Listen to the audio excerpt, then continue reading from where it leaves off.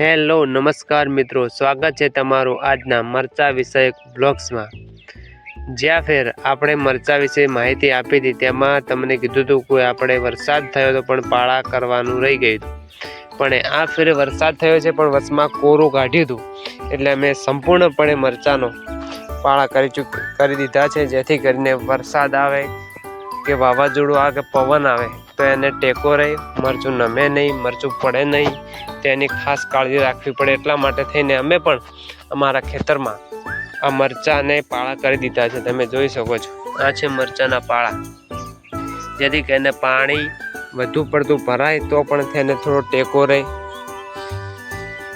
અને તમે જોઈ શકો છો મરચાનો વિકાસ પણ બહુ સારો થયો છે। બધા જ મરચા એક જ સરખા દેખાઈ રહ્યા છે, એક જ લાઈનમાં। આ વરસાદ બહુ મરચાને બહુ માફક આવ્યો છે। તમે જોઈ શકો છો મરચાનો વિકાસ કેટલો થયો છે।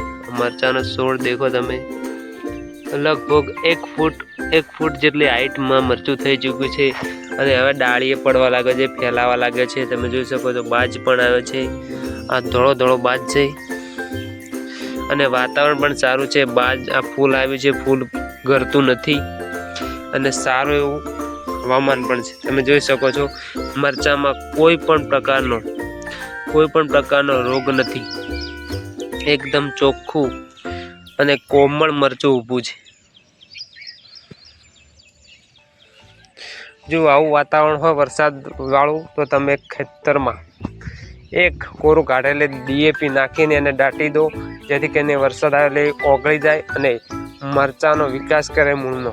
દવા નાખવાની કોઈ જરૂરત હોતી નથી ચોમાસામાં, કારણ કે કોઈ રોગ આવતો નથી।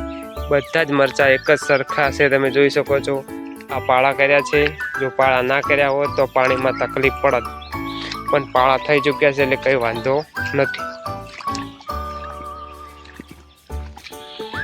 અને બીજી એક ખાસ વાત, જો વરસાદ મકાનો પતી ગયો છે, હવે પૂર્બા વરસી રહ્યા છે, જો પૂર્બાની અંદર કોરું કાઢે એટલે પાળીઓ બાંધીને પાણી બદલો કરવો બહુ જરૂરી છે, જેથી કરીને જો ખરાબ વરસાદ હોય તો મરચું બગડવાની સંભાવના છે। એટલા માટે જો કોરો દાડો કાઢે એટલે તમારે પાણી બદલી નાખવું, જેથી કરીને મરચાને કોઈ પણ પ્રકારની રોગ ના આવે। તમે જોઈ શકો છો આપણે 1 વીઘામાં મરચાનું વાવેતર કર્યું છે। બધા જ મરચા એક જ સરખા છે, કોઈ નાનો મોટો છોડ નથી।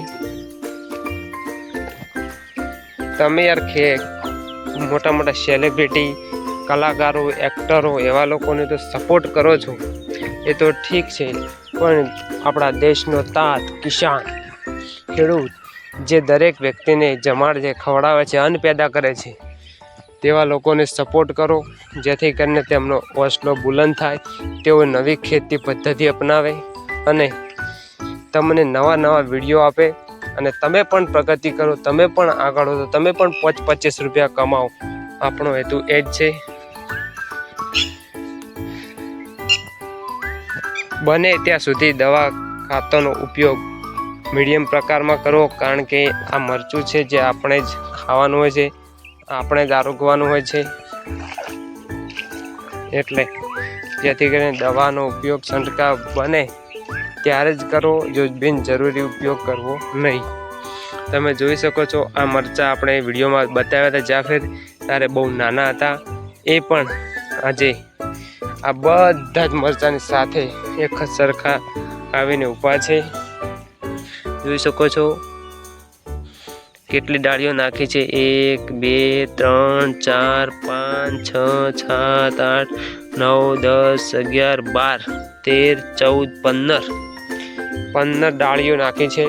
મરચું વધે એના કરતાં ફેલાય એ સારું, કારણ કે છોડ મોટો થાય, વધુ ઊંચો થાય, એને પડવાની બીક રહે। નાનો મીડિયમ હોય તો મરચું પણ સારું આવે, ફેલાય પણ, અને પડવાની પણ બીક ના રહે, તે તેનો ફાયદો છે મરચું ના વધે તે માટે તમે હંમેશા એવો જ રોપ પસંદ કરો જે વધારે ઊંચો ના જાય, વધારે વધે નહીં, અને હાવ નીચો રહે, મીડિયમ રહે, જેથી કરીને મરચું પડવાની બીક ના રહે। તમે જોઈ શકો છો બધા જ મરચાં આજે બહુ મસ્ત લાગી રહ્યા છે, સુંદર લાગી રહ્યા છે।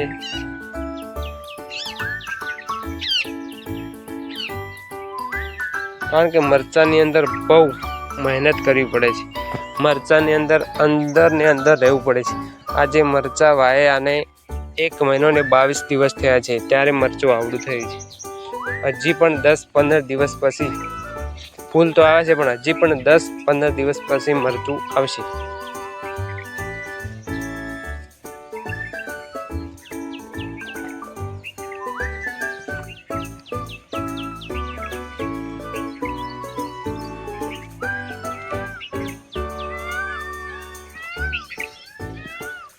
જો અમે પણ આ પાળા ના કર્યા હોત તો અમારું પણ મરચું નમી ગયું હોત, પડી ગયું હોત તો તકલીફ પડોત।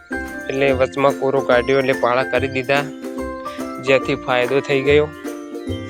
એટલે મરચાંને જ્યારે મરચું મોટું થાય તો એને પાળા કરવા ખૂબ જરૂરી છે, અગત્યના છે। જો પાણી પણ ભરાણું છે, પણ પાળા છે એટલે કંઈ વાંધો નથી। હજુ પણ જો વરસાદ થશે તો પાણી નીકાળવું પડશે। અતિશય વરસાદ આખો ચારો પૂરેપૂરો ભરાઈ જાય તો પાણી નીકાળી દેવું।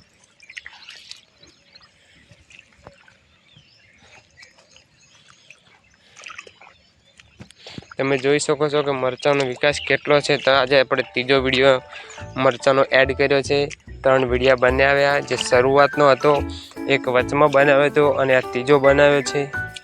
અને તમે જોઈ શકો છો મરચાંનો વિકાસ કેટલો મસ્ત થયો છે।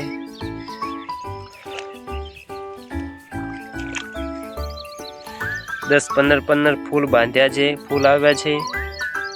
લગભગ 10-15 દિવસ પછી મરચું પણ આવશે। તમે જોઈ શકો કે મરચાંને બધે આખા વીઘામાં 1 એકરમાં મરચાંને પાળા થઈ ચૂક્યા છે। જો પાળા ના થયા હોત તો આ વરસાદમાં તકલીફ પડત, મરચાં નમી જોત, મરચાં પડી જોત, તેથી નુકસાન વેઠવું પડત। બસ વિડીયો પસંદ આવ્યો હોય તો લાઈક કરજો, શેર કરજો અને આગળ પણ મોકલજો, જેથી કરીને કોઈ એવો ખેડૂત હોય જેને મરચાં વિશે માહિતી ઓછી હોય તે વિડીયો જોવે અને એનું અનુકરણ કરે અને સમજે, ત્યાંથી તેનો પણ 5-25 રૂપિયા વધે આગળ આવે। અને આપણો હેતુ એ જ છે કે ખેડૂત આગળ આવે, ખેડૂત આગળ વધે। બસ, થેન્ક યુ સો મચ, આભાર।